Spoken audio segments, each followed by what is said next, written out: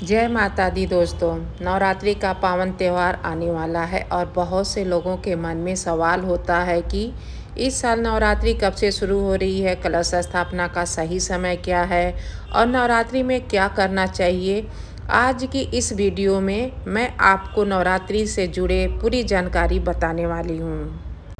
तो सबसे पहले जान लेते हैं कि इस साल नवरात्रि कब से शुरू हो रही है। साल 2026 में चैत्र नवरात्रि 19 मार्च से शुरू हो रही है और यह 27 मार्च तक चलेगी।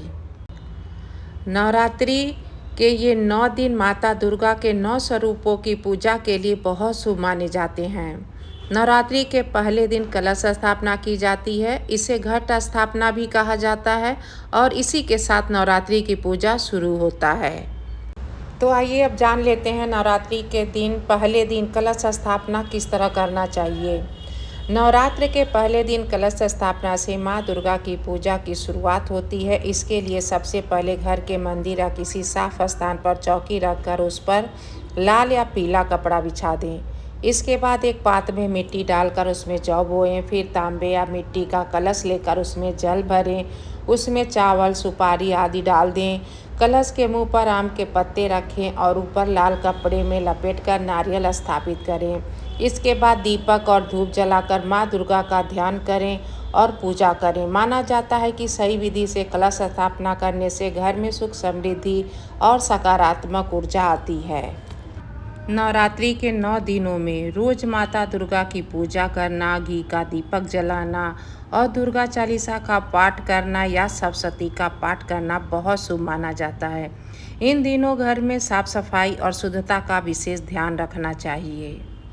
तो आइए जान लेते हैं नवरात्रि के आसान सा उपाय। रोज घी का दीपक जलाएं। नवरात्रि के 9 दिन सुबह शाम माता दुर्गा के सामने घी का दीपक जलाएं। इससे घर में सुख शांति और सकारात्मक ऊर्जा आती है।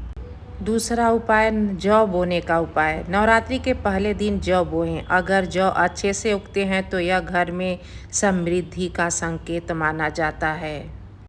तीसरा माता दुर्गा को लाल फूल चढ़ाएं। माता दुर्गा को रोज लाल फूल चढ़ाएं। इससे माता की कृपा जल्दी प्राप्त होती है। दुर्गा चालीसा का पाठ करें। रोज सुबह या शाम दुर्गा चालीसा पढ़ें। इससे भय, संकट और नकारात्मकता दूर होती है। कन्या का पूजन करें। अष्टमी या नवमी के दिन कन्या का पूजन जरूर करें। कन्याओं को हलवा पूरी और चने जरूर खिलाएं। नवरात्रि के दिन माता जी के सामने 2 लौंग रोज अर्पित करें। इससे रुके हुए काम बनने लगते हैं। धन संबंधी उपाय। नवरात्रि में माँ दुर्गा को कमल या गुलाब का फूल या गुड़हल का फूल जरूर चढ़ाएं। माता रानी को ये लाल गुलाब या गुड़हल का फूल बहुत पसंद है। शुद्धि के उपाय। रोज शाम को घर में कपूर या गूगल जलाएं। इससे नकारात्मकता ऊर्जा दूर होती है। नवरात्रि में महिलाओं के खास उपाय। नवरात्रि में महिलाओं को लाल या पीला वस्त्र जरूर पहननी चाहिए और साथ में नवरात्रि में माता को सिंदूर और चुनरी जरूर चढ़ाएं। इससे सुहाग और परिवार की खुशहाली बनी रहती है। तो इस तरह से 9 दिन तक माता रानी की सेवा पूजा जरूर करनी चाहिए। जानकारी अच्छी लगी है तो कमेंट में जय माता दी जरूर लिखें।